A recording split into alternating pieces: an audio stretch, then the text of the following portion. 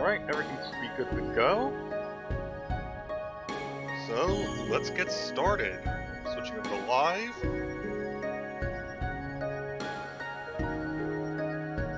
And we are continuing with Karma's story. We are now on to chapter 7. I am noticing that it now shows his actual name. Okay.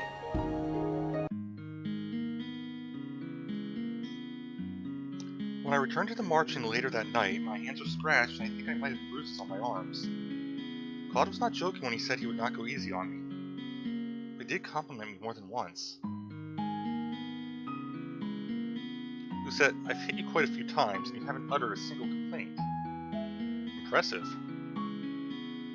Crying is for the weak.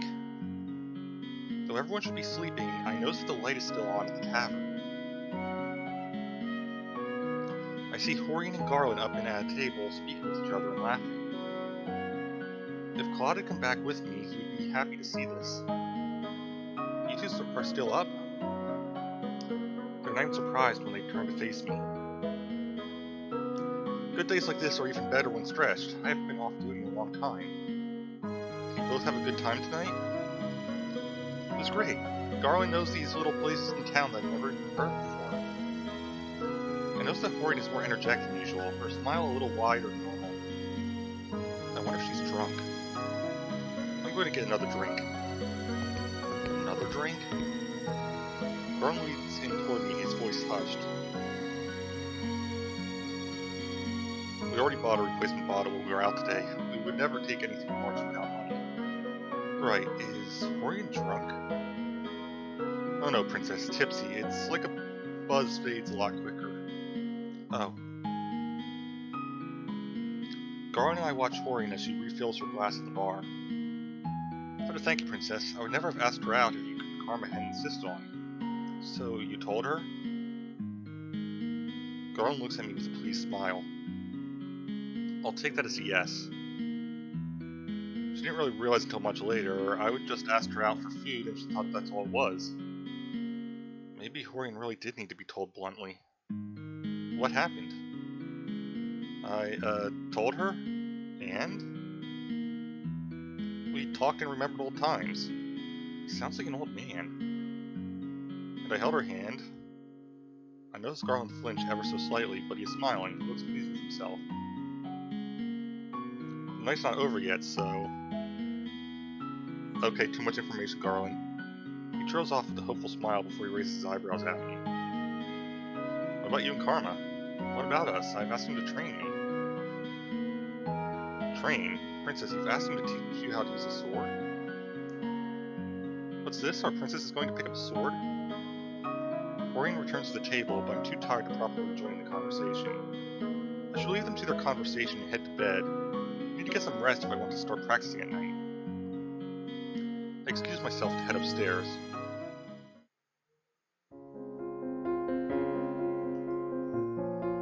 I am startled awake by an excruciatingly bright light.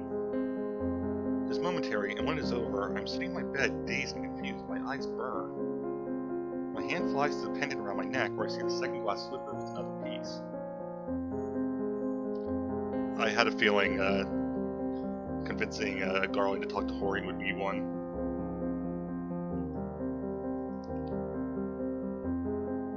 So it's one piece missing, I think, just the toe, right? There's another piece. But when did I do another good deed? I grasped the necklace tightly in my hand as I make my way to the tavern. Everyone is doing their pre-morning chores when I get to the tavern area. I notice Karma glaring off into space, and then not far from him the two knights. They haven't been up all night, have they? I make my way slowly over to them. Even back then you were like some kind of shadow, weren't you? You don't have to hide it, it was obvious you were telling me back then. It was only because I was worried about you. I realized you really didn't have to follow me, Lan, but I'm glad you did. Lan? Horian. Oh shush, Fritz used to call you that too. Lan is Garland's childhood nickname. He still gets embarrassed when I call him that. I see, so what are you two talking about? Oh, we were just reminiscing. I look at the two of them critically for a few moments, waiting for them to say something. They both exchange a glance before looking at me confused. Well? Well, what?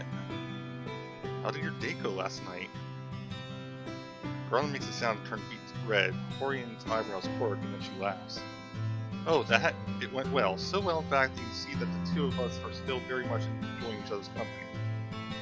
Horian is usually busy taking rounds around the market with a scowl on her face. She looks happier being here with Garland, more relaxed.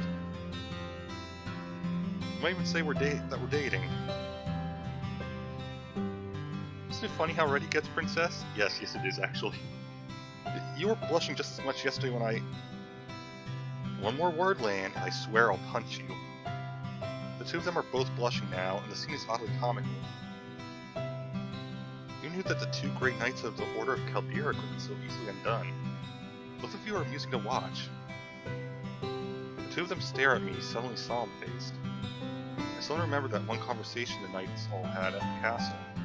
They were talking about how they all had personal reasons for being knights, despite the fact that they all served the king. I'd always thought that Horian and Garland were stoic and honorable, that their only reason for becoming knights was a sense of justice. Seeing them here, though, without that stoic facade, they feel more like people. My curiosity is piqued. Do you mind if I ask what your reasons were for becoming knights? Oh, my father was a knight. He put his life on the line for this kingdom. Horian's father was a living legend in his own right, and he had the medals to back it up. My father wasn't around a lot, but I always admired him. Judging by the look on Horian's face, it's clear to me that she really loves her father. My mother died when I was young, and because my father couldn't be around all the time to take care of me, I ended up practically living with Lan and his family. Lan always got annoyed when I called him my brother. Now I know why. Horian wanted to follow in her father's footsteps. Then why did you join the Knights, Garland? Because he wanted to watch over me. She's not wrong. Never knew you blush so easily, Garland. Garland seems to blush even harder at that, and Horian's laughter becomes infectious. I feel amusement begin to bubble up as I watch the two of them. My cold voice cuts through the laughter and the atmosphere like a hot blade through ice. Could you keep it down over there? I turn and see that Claude's eyes, normally so warm or cold, his usual smile is gone, replaced with a deep scowl. Oh, we're sorry. He's still glaring at the two of them. Oh, I can tell him about the necklace. But, Karma, I got another piece of my necklace, another good deed. Claude turns his gaze to me, but the frown doesn't disappear. That's nice, darling. His voice is calm, but flat and lacks any enthusiasm. That felt lackluster, and utterly disappointing. Good deed? Congratulations, Princess. You're close to breaking your curse. What did you get the good deed for? I'm not sure, actually. Maybe it was for helping Lan confess? I hear you and Karma went out of your way to help make it happen. That happened yesterday, though. Maybe the magic was waiting to see what became of Garland and I? Claude makes a submissive hand gesture from his table, frowning. If you two insist on being so affectionate, you should get a room. Affectionate? Right, his curse would make this awkward. Horian's smile has faded away into a dangerous scowl, where Garland looks confused. Horian looks notably irritated. The shadow's still there on his face. Claude does not look okay at all. Ooh, technically I should be scolding him, but it's also probably related to his curse. Comfort. I'm going with comfort. Someone must really be bothering him. I should be patient with him, just like he is with me. Before I can even think about what I'm doing, I reach out to grab his hand. He just slapped my hand away. You shouldn't just reach out to touch a person without giving them some warning. But he does it all the time with me. I pull my hand back, and at the same moment, Claude's expression falls. He looks at me with an almost pained expression on his face. No, wait, I shouldn't have said that. I'm sorry.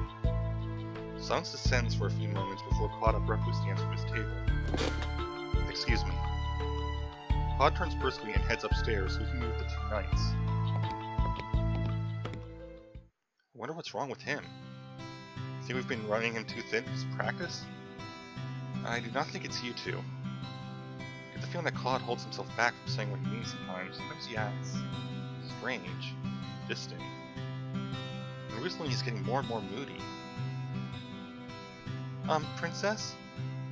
I look over at Anise, who's smiling apologetically. Sorry to interrupt, but Mr. Broom is getting kind of restless. Time to sweep, I suppose. Well, maybe cleaning will help get my mind off of things. The rest of the day goes by slowly, and I'm stuck cleaning most of the day and then serving later. At one point, I speak with Delora about the knights that had attempted to kidnap me. She tells me that she and Parfait are meeting later to discuss their suspicions. I still do not understand what their suspicions are, and Sir Alcaster cannot possibly know who I am. My hands are sore by the end of the night, but I still feel like I can practice with a sword. I notice that both Horian and Garland look restless too. Garland eventually leaves for patrol, while Horian remains at a table looking deep in thought. I did not want to bother her, so I decided to try and find Claude. I go to his room, but find the door is locked. Karma, are we trained tonight? No answer. My heart sinks. Is he not speaking to me? Did I do something wrong?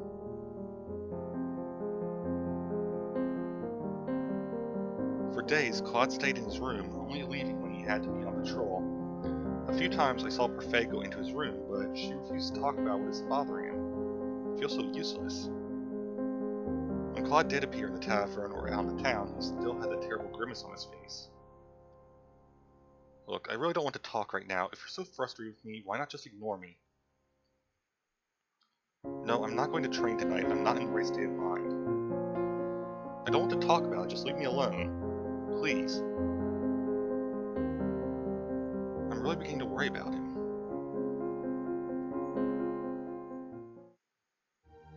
Today I'm in town running errands with Waltz for Parfait. It's been almost a week since Claude started acting so strangely, so I thought I needed to do something for him. I know he likes dresses, and he told me once that he likes roses, but can I really find something that will cheer him up? Perhaps he would like some jewelry? Waltz, do you remember what that jewelry store that Karma likes is? I don't go there very often, so unfortunately no. Princess, is this a good deed? What are you doing right now? Do you think it would be a good deed? Good deeds need to be selfless, right? Generally, yes. I thought this was kind of selfless. I'm doing this to cheer Karma up. That sounds pretty selfless. It's also that he goes back to teaching me how to fight instead of sulking in his room. I've heard that Karma's been teaching you how to use a sword. Why do you want to learn how to fight? Because I want to be able to protect myself, and it's not like I can use magic. At least sword fighting gives me an advantage. Sorry, Princess. I wish I could teach you magic, but it doesn't work when you're under a curse. For your 18th birthday, when you become the Tenebrae bearer, you'll be able to use magic. I'll instruct you if you want me to. That would be nice. But does not solve my current problem. What's your Claude up? Walt starts chuckling beside me, and I turn to look at him confused. Karma's important to you, isn't he? He's my partner, and he's helped me. He's also been patient with me and smiled even when I've said some really inconsiderate things to him. I'm glad, Princess, that he's your friend. My friend? God does not feel like a friend. It feels like something else. Oh, Princess, is this the one you're searching for? Waltz points to a peddler sporting different kinds of jewelry. I instantly make my way toward it. There are all kinds of glittering things displayed, and for a few moments I feel myself drawn to everything. Then I notice the price tags. I barely have any money left from when the king gave me that pouch. I cannot afford any of this. Maybe we should do our errands first and then look for a gift. Maybe we'll find something as we look in the stores. If I don't get Claude's gift today, I may not be able to give it to him tonight. Princess? Errands first. Waltz has a good point. We might find something while we do the errands, and then we can get them out of the way. Besides, it's not right for me to put Claude above everyone else. I have a feeling I'd get more points towards Karma if I picked the other one, but This is the choice that I felt was the right one to make. We spent a few hours gathering supplies needed for the tavern, and only then did we start looking into Claude's gift. Princess, I can hold more of those bags for you. It's fine, I'm used to carrying lots of bags. Does Karma make you carry them around? Princess, you should really tell him off. He does a lot of other things for me, but next time I think I will. So long as he gets out of his room sometime soon, I really hope he does. Hey, Princess? Now the problem is finding something that he'll like. What does Claude like? Princess! There's no reason for you to shout. Walt shakes his head at me, but he's smiling. Let me offer you a deal. A deal?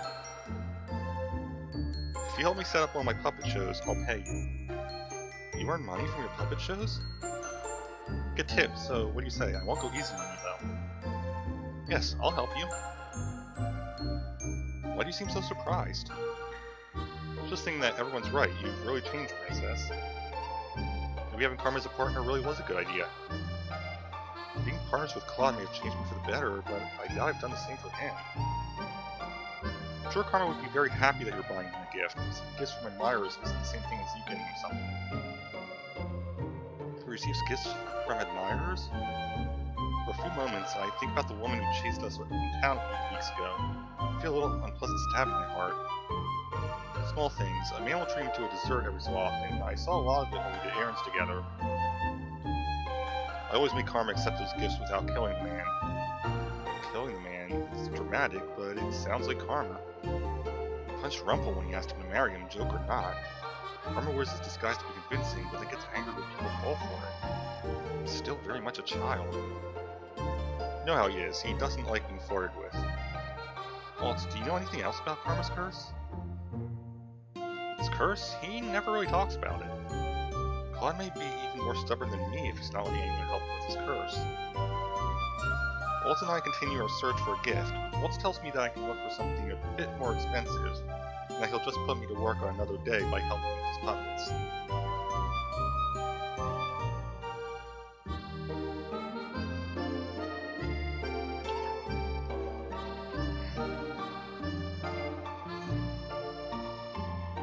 I return to the jewelry peddler we found earlier.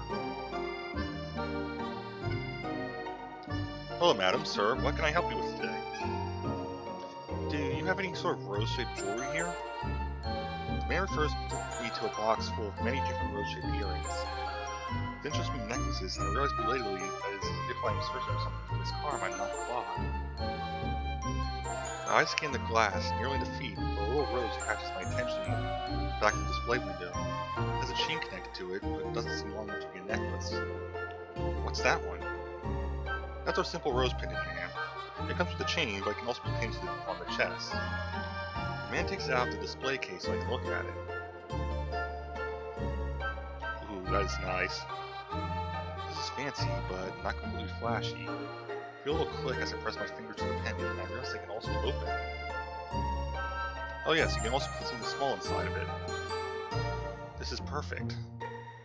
Look at the price tag, and after making sure that it's not too expensive, I pay the shopkeeper. Walt pays him the additional fee, and then we walk back toward the Martian together.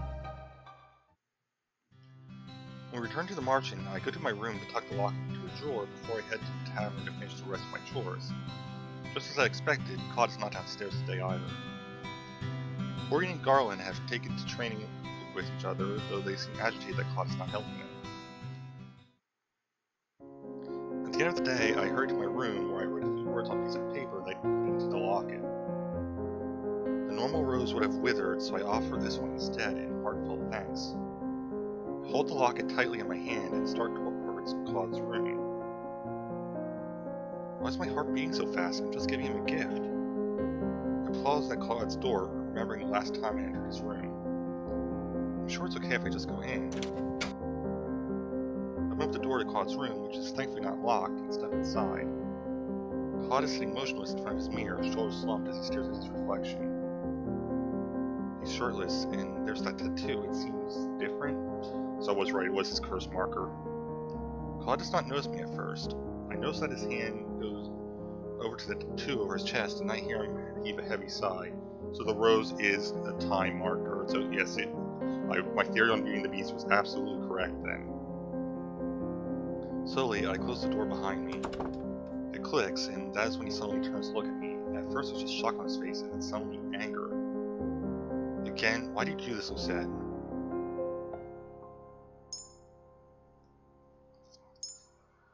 Ooh,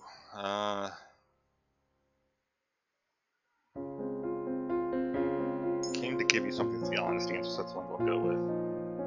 I tightly grip the lock in my hands as I stare at him. This was so important, so very essential, that you once again missed knocking my door for simple delivery. His voice slices through my heart.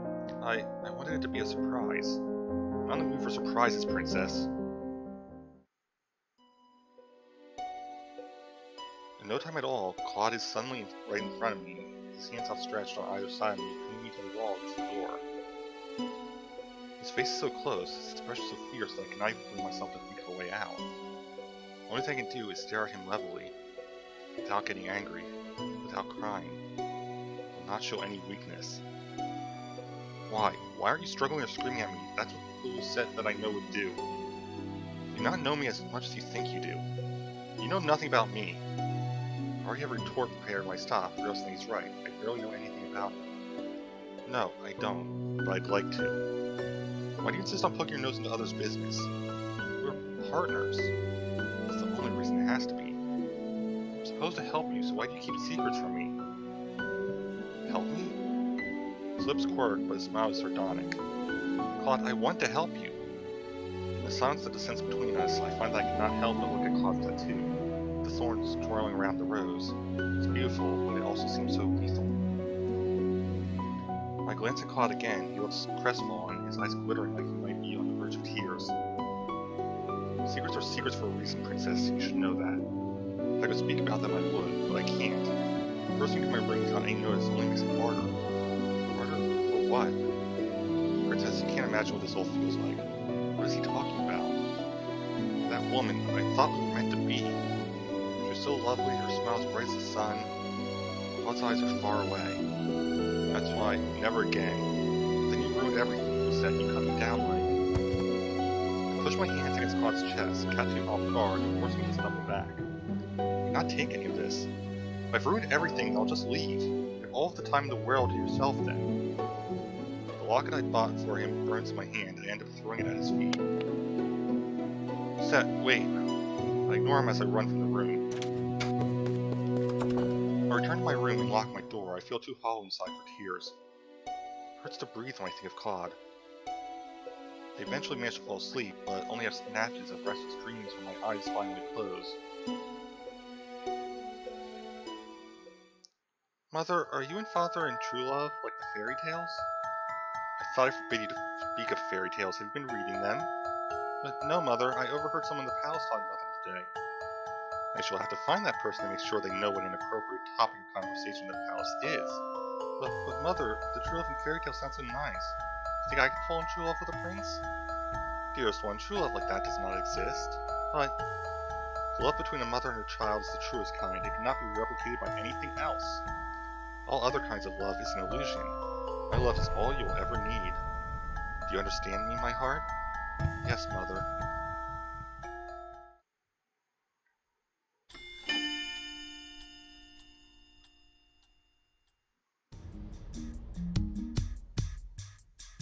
Alright, better save here.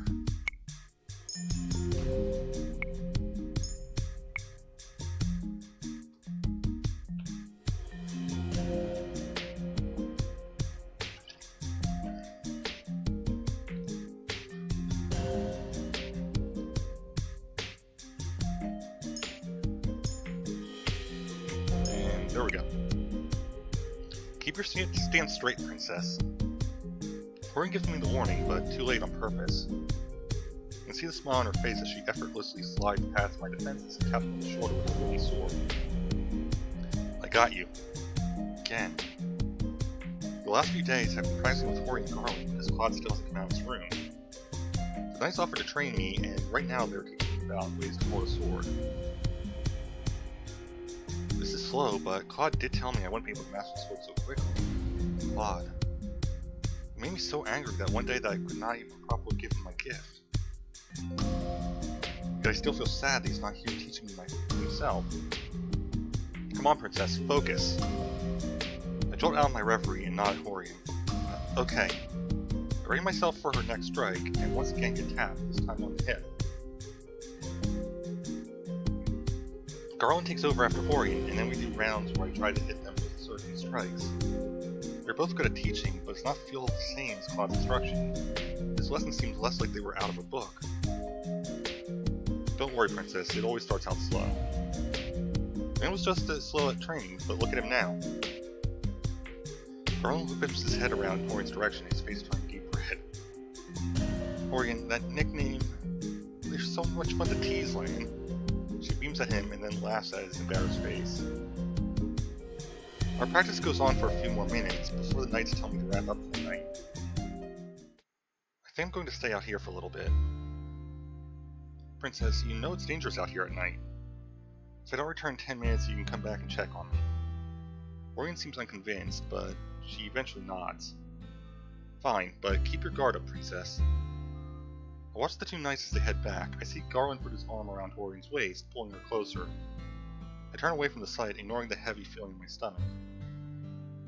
I'll just practice the swings for 5 more minutes. The only thing I hear in the clearing while I practice is my shallow breathing and the wind in my ears. Something breaks my concentration, however.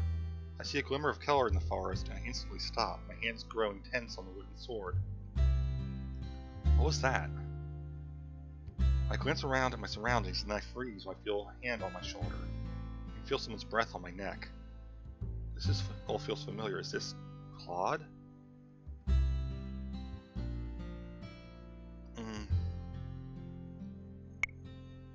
Put hand over his. I recognize this hand.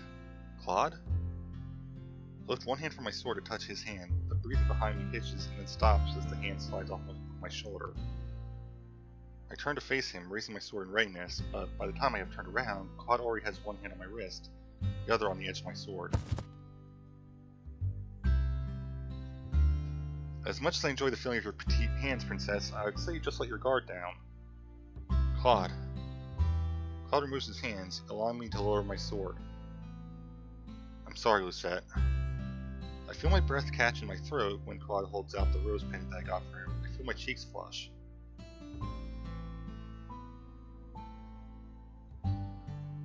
You accidentally left this beautiful thing in my room when Well, I came to return it. Return it? Yes, you left it in my room, and so I only thought it appropriate to bring it back to you. Does he really think I left it there on accident? Why did I leave it in your room on accident? What? I bought it for you and wanted to give it to you, but you're acting so strangely, and... Claude's eyes widen, the surprise clear on his face. Lucette, you bought this for me? Why does he look so shocked? Claude looks at me in awe for a few moments. His eyes go back down to the locket. He traces a finger around the intricate shape, his eyebrows slowly furrowing. He says, thank you for everything you've done for me. Lucette, this is beautiful. He lets the chain fall through his fingers as he stares at the rose pendant with adoration. I feel my heartbeat stutter as he turns to regard me with the same gentle smile. He leans forward, and my breathing stops as he reaches out to hold up my glass slipper necklace. He's standing so close to me. You really are a good person, Lucette. You completed your second good deed.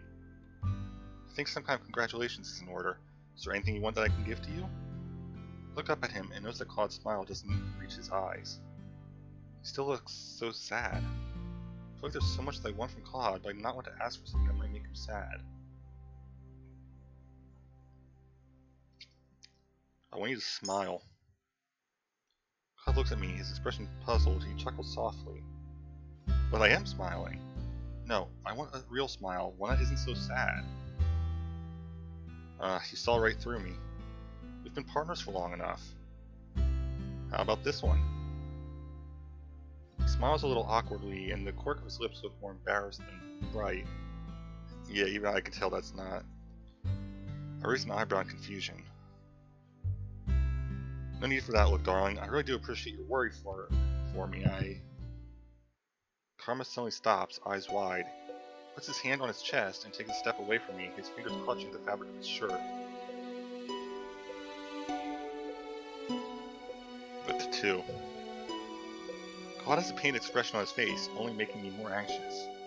Not now. Claude, are you okay? What's wrong? Lucette, don't worry about it. He lowers his hand with a pained smile, slowly fading from his face.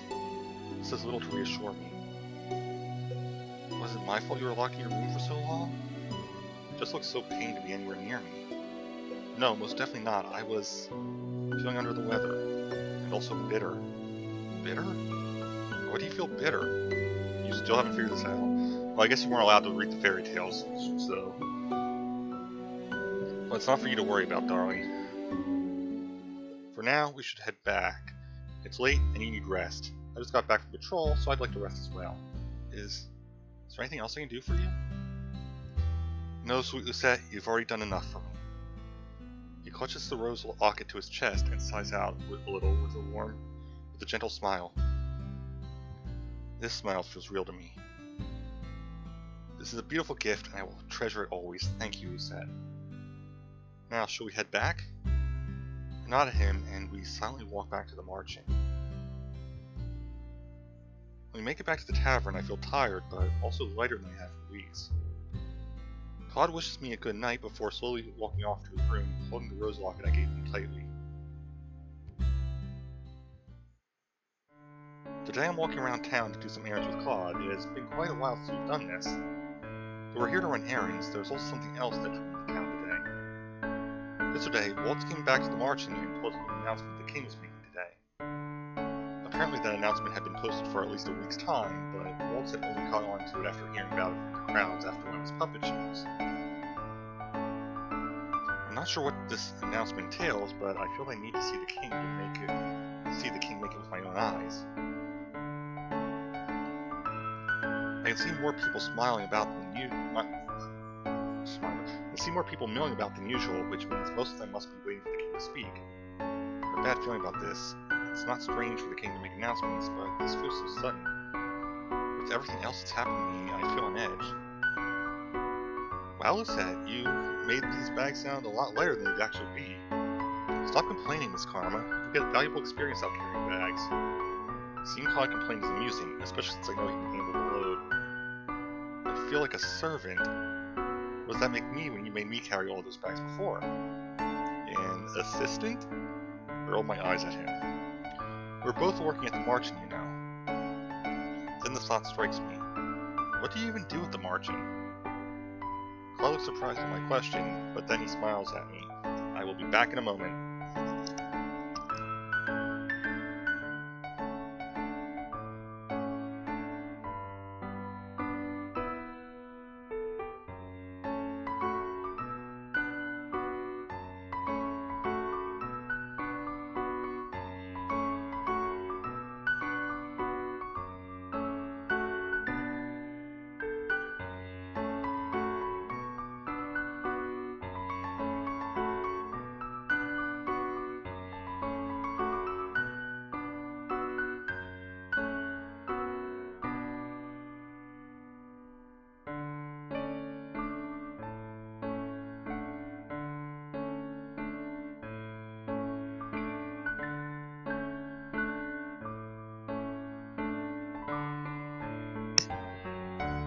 Alright, I'm back. Spam call.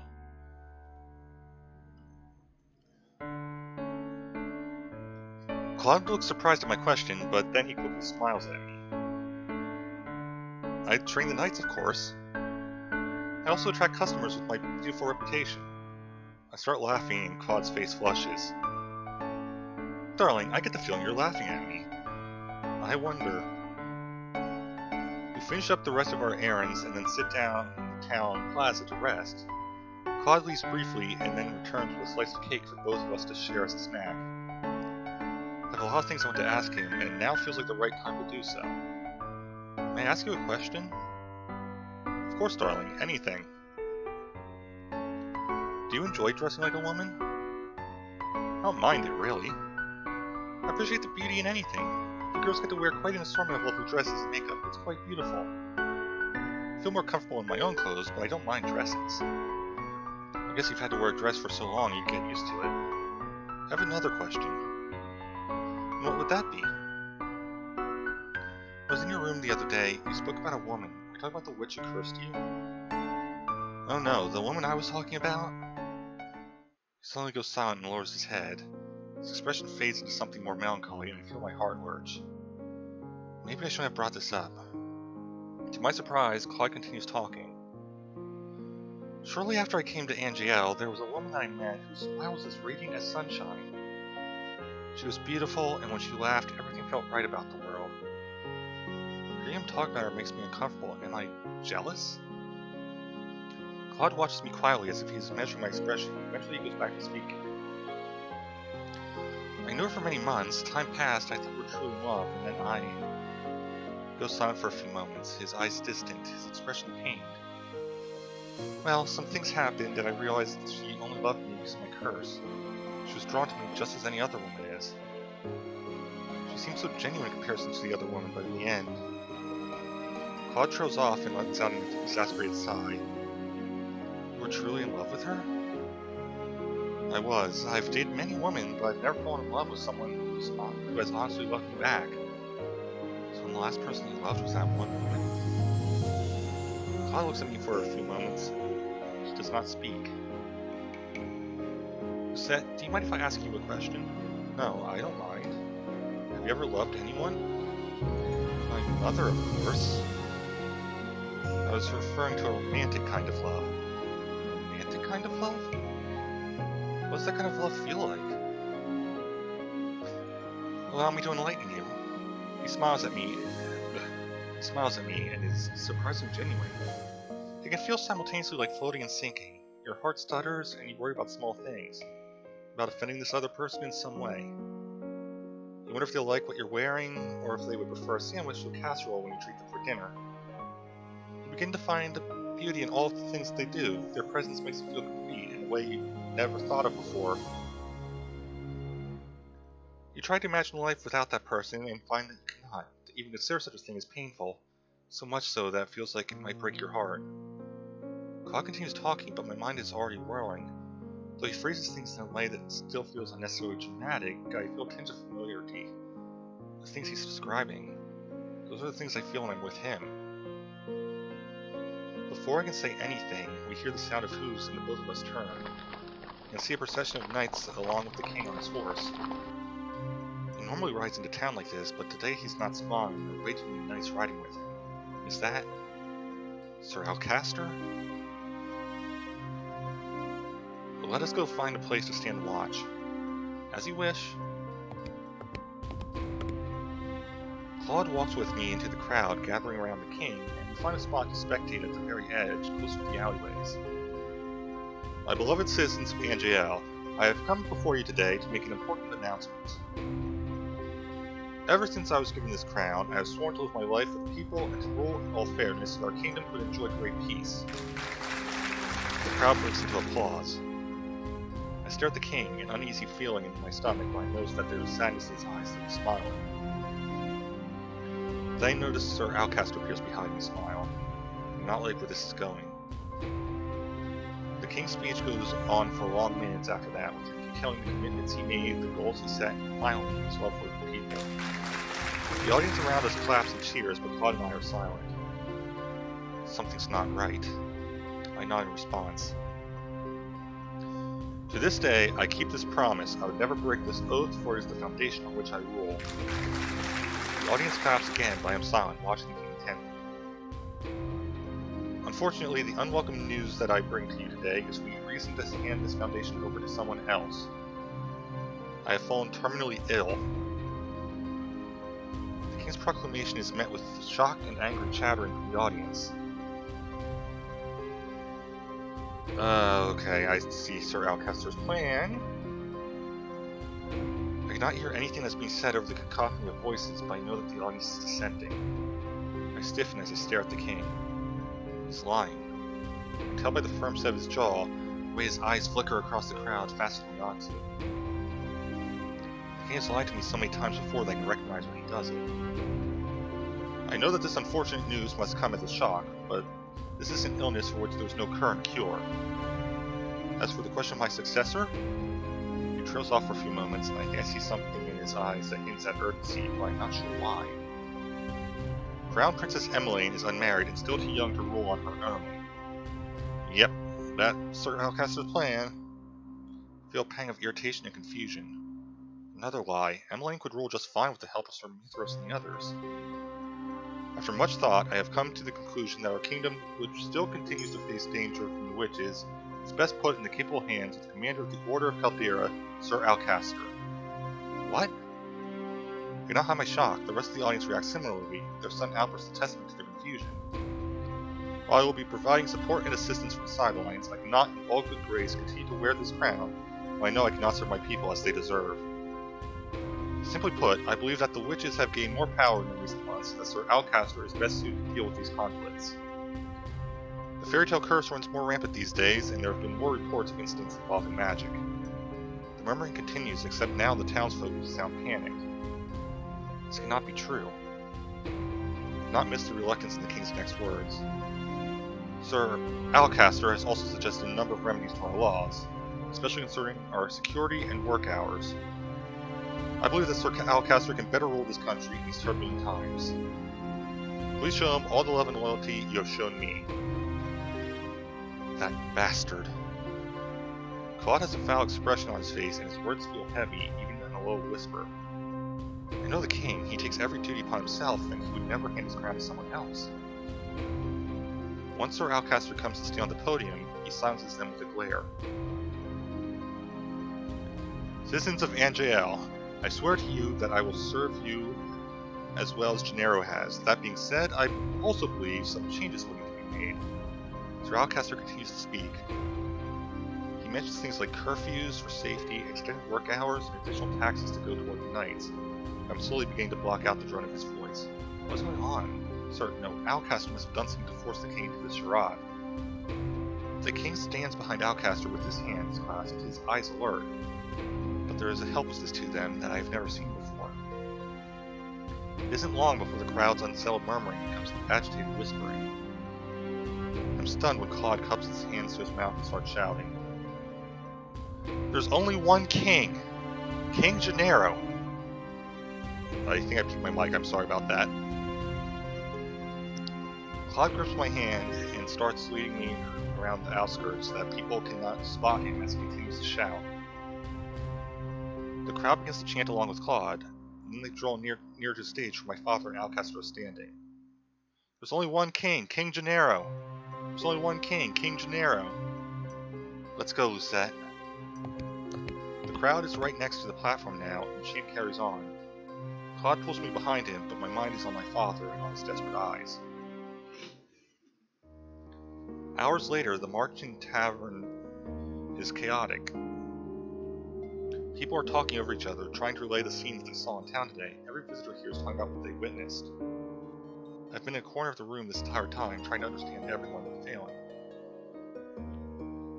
Galore and Parfait are not here to calm all of this chaos. Hey princess, how are you feeling? I almost jump when I hear Rumpel's voice. Surprised? I can feel my damsel's distress, my lady. I'm really not in the mood for your flirting, Rumpel. Oh, my apologies. I thought you might have wanted some cheering up. Where's your partner? He went out to town to survey the situation. Karma doesn't do anything around the tavern, but he does a whole lot for you, doesn't he? I suppose that's the least a man in love can do. I feel myself blush. What's Rumpel going on about? Okay, she hasn't figured it out yet. Princess, you're pink. I am not. My mind feels all scrambled now. This is all Rumpel's fault.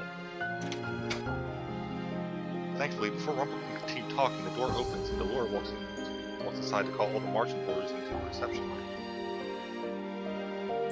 When I step into the reception room, I'm surprised to see two familiar figures standing beside Parfait. Emmeline and Rod. This makes sense. Both of them look downtrodden and discouraged. Everyone is noticeably shocked as they step inside. Prince and Princess? Where did they come from? What's happening at the palace? What of Queen Ophelia? We need silence in the room, everyone. Laura raises her voice, effectively causing everyone to pause. She glances at Parfait, who nods, and then turns to look at Rod and Emily. Princess Emily, if you would tell everyone what you told Delora and I. The room is unnaturally quiet as Emily begins her story. She starts with the events of 1 week ago. In the middle of a family dinner, Alcaster burst in with soldiers and seized her, Rod, and Ophelia in front of the king. Sir Alcaster said that if the king didn't hand over his crown, he would kill us. We had no idea a coup would be staged. The 3 of them were taken down to the prison cells, with Ophelia taken to a separate cell. Sir Fitzgerald helped us escape, but only just barely. Fritz, are you openly disobeying your father? Hope that he's safe.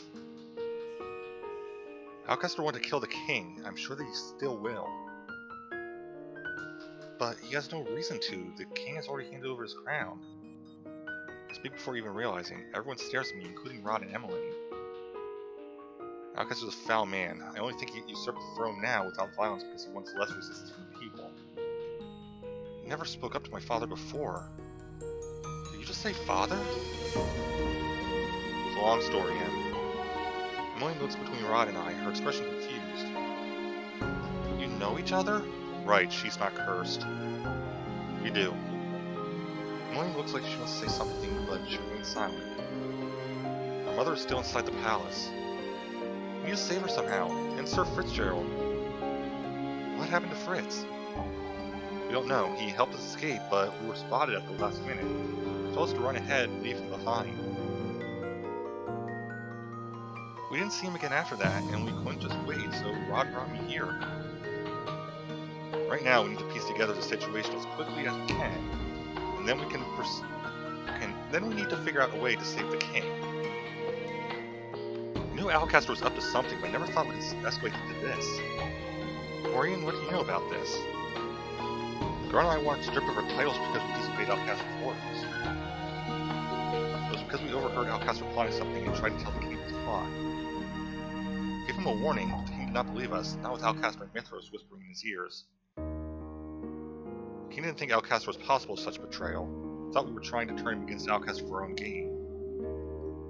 And so, Alcaster stripped us of our titles and banished us from the palace. Lady Parfait found us, and while we were happy to help out at the tavern, we also intended to eventually do something about the mess in the palace. So Alcaster's been planning to do this all this time?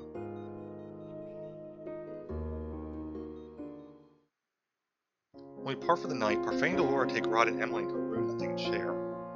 It's been decided that they will be harbored here at the March Inn, a place that Emily apparently knew about but never came to because she wasn't cursed. Well, Rod did say that his family knew he was cursed. I noticed Emmeline looking at me many times throughout the night, but she never asked me anything. The next few days are a muddled mess. Everyone is busy trying to find out what happened and what can be done to help the king. I'm sweeping the tavern half-heartedly one day, my thoughts on everything but my chores. Everyone's been trying to do something to help out the last few days. So I've gone on quite a few trips to town with Claude to search for information. I haven't been able to find much. I feel so useless. I'm finally on my break, so I decided to go into the reception room to rest. When I step inside, I notice Emmeline sitting on the couch. She waves me over as soon as she sees me. She hasn't really openly spoken to me since she has been here. Parfait and Delora have been trying to hide her so as not to cause a ruckus in the marching. Rumors are dangerous now. You're Osette, right? Yes. Rod told me about your curse. He said that you're the king's blood daughter. I'm really sorry. I'm shocked by Emmeline's sudden outburst. What? I didn't mean to, but I took your place. How could I forget my own sister? We're not blood related. That doesn't matter. I would love you regardless. Emmeline was always trying to take me out and do things with me back when I was still in the palace. I distanced myself from her because I thought the king loved her more than he loved me. I still think that maybe he does. We weren't close. I barely spoke to you or to Rod. Didn't he tell you that? He did. But perhaps now we can turn over a new leaf? Emmeline is as stubborn as always. I have more things to worry about than being her friend. I have to go. I woke off before the conversation can continue. If I had been cursed and remained in the palace, would Sir Alcaster have taken me hostage too?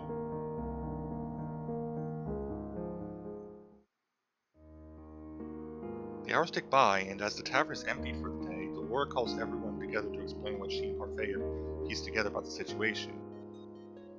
Alright everyone, we've come upon some new information. The first is that Alcaster has cracked down on the riots in town. Anyone seen protesting his rule is thrown in prison. The king always valued the people's opinions. Alcaster does not want opinions, he only wants to rule with an iron fist. Our patrols have shown that there is overall more security in the palace and around the town.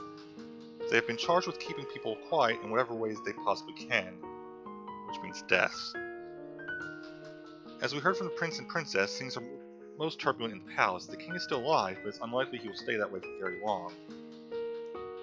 One thing is clear, given Alcaster's motives to take over the kingdom, I doubt he will rest until the king is dead. The king's men have turned against him, and if there are loyal soldiers still left in the palace, I cannot contact them right now. Rescuing the king and queen will be on us then.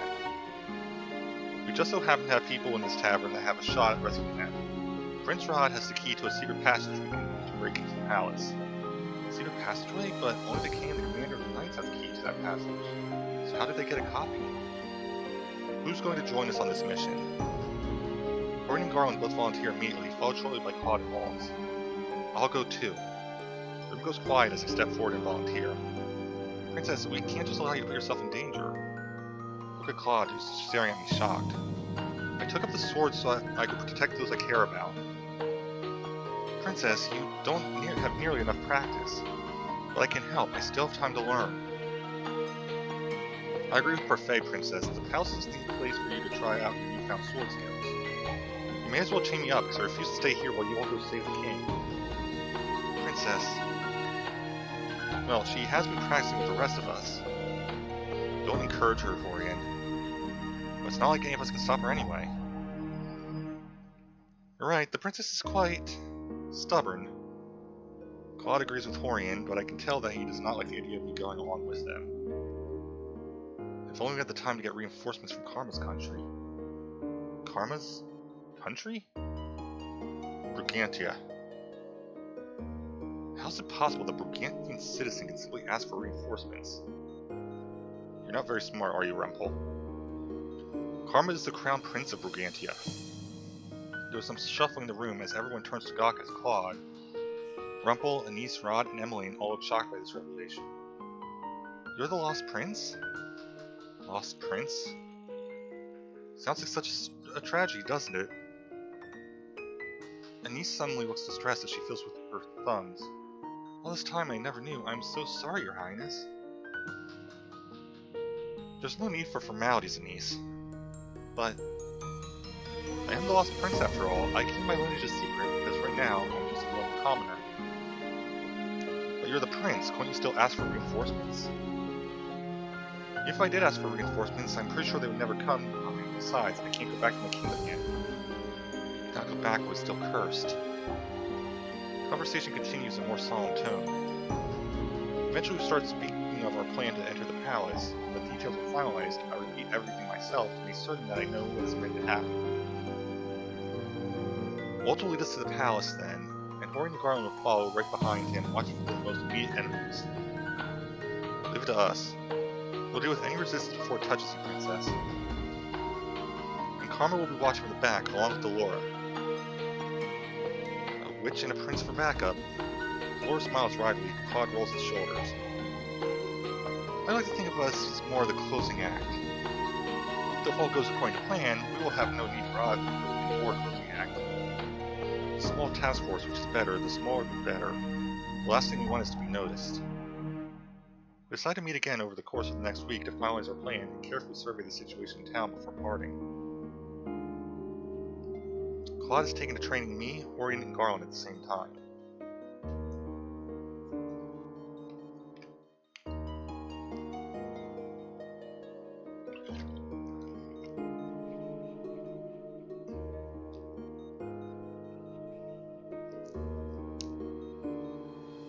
Just the other day, he had all of us attacking together. Even though I'm nowhere near as good as a trained knight, I still managed to hit him once. I feel like things are coming to some sort of conclusion, and yet I still haven't done 3 good deeds. Today, we finalized our plans for getting to the palace.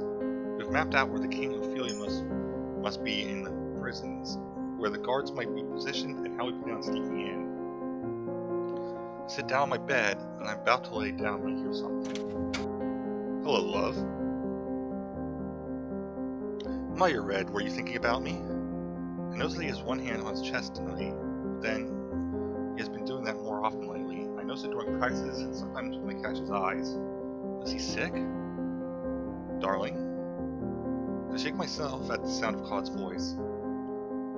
What if I was changing? You could have knocked. Well, you didn't seem to have a problem when you walked in on me changing without announcing yourself. That's different. He strolls inside and steps closer to me. He smiles at me mischievously. Oh? How so? Cat got your tongue? Claude shakes his head, his smile softening. I really didn't mean to come in to disturb you. I just have something important I need to say to you. Claude kneels in front of me and furrows his eyebrows.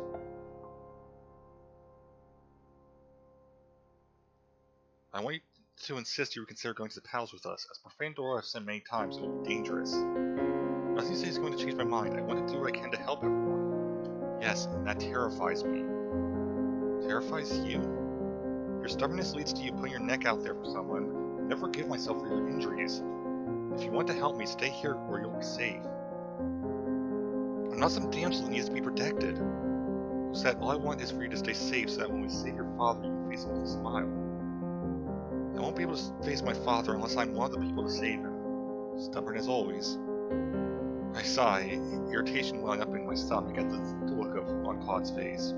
He's calling me stubborn, but he's being stubborn about this. I have improved with my sword fighting. You have. You've improved so much because of your resilience and drive, because you're genuinely interested. It's because I have a good teacher. Oh, your compliment is gentle music to my ears. Compliments mean a lot to me, Lucette.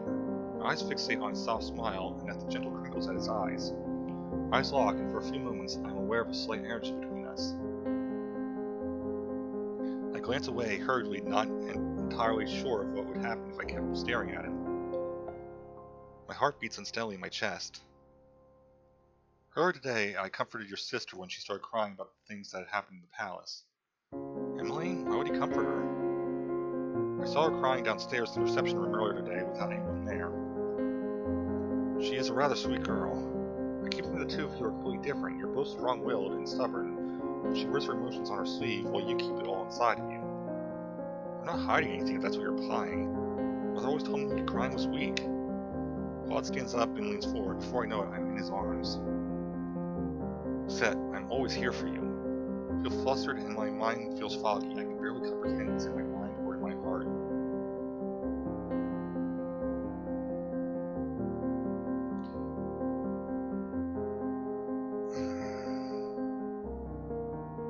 This is a hard choice.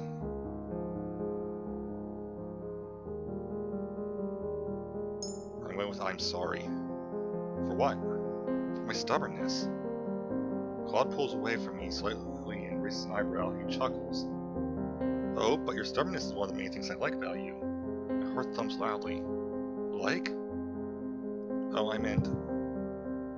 Suddenly he steps back, his hand on his chest again. He's breathing heavy. I stare at Claude with wide eyes. Claude, are you okay? I'm fine. He sighs out slowly, but he sounds obviously pained. I'll go get Anise. No. I'm fine. I swear, it's just a spell of dizziness. But you... He manages a small, tight-lipped smile before he straightens and shakes his head. His hands are visibly shaking. I must be tired. But Claude... Do not tell anyone about this, okay? I don't want them to worry. Why is he always so stubborn? He's obviously in pain. I push my hands into fists as I frown at him. Why must he always be so secretive? You're keeping something from me, Claude. I'm sorry, Lucette. Claude abruptly leaves the room, leaving me with my fragmented thoughts.